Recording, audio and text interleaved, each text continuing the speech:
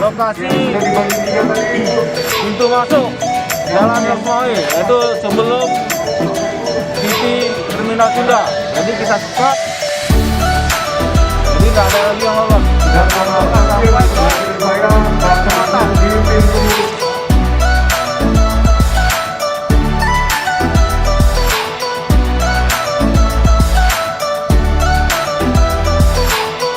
nanti gitu aja.